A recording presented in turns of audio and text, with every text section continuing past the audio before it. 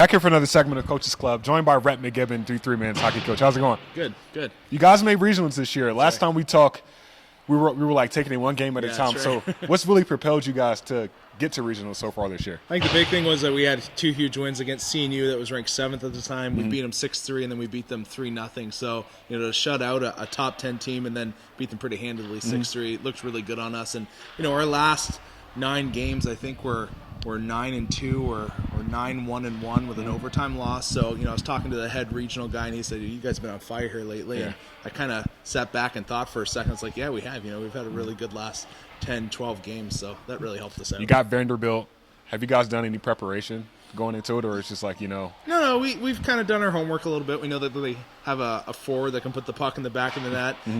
Goaltending seems to be their key. They have a really strong goaltender. So, we're formulating our game plan and how we're going to have to play not a pretty game, but probably a game in the corners, lots of traffic in front of the net, and really take care of our own end. I don't think it's going to be a game where we win 5-4 or something like that. I think it's probably going to be a 3-2, 2-1 kind of hockey game. It's a long trip.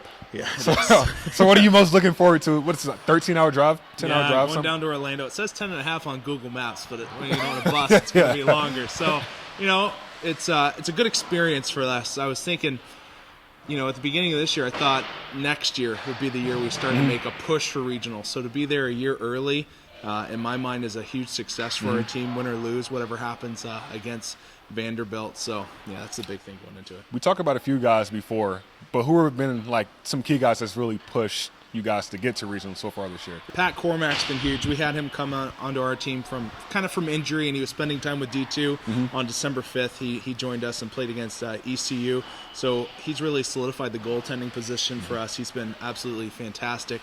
I think in his 5 or 6 games played, he's had 2 shutouts. So, that's obviously going to help. And then, Yanni Clackering has been great. Our whole, call them baby blue lines, Cade McDaniel, Yanni Clackering, and Champ Clackering. They've been, they've been our best offensive line this whole year, and they've been big when we need them to be big. So that's a huge push for us. You had some injuries. Yeah. Suspensions is normal in hockey. People fight all the time. Yeah, that's right. But you had some guys sitting out. So what is the mindset going into this next, few games with those suspensions and injuries? Marcus Days doesn't look like he's going to be available with a upper body injury. And then we have a couple guys in our last game. We had to kind of put JMU in their place towards the end of the game. Things are getting a little rough, so we have a couple guys out with suspension.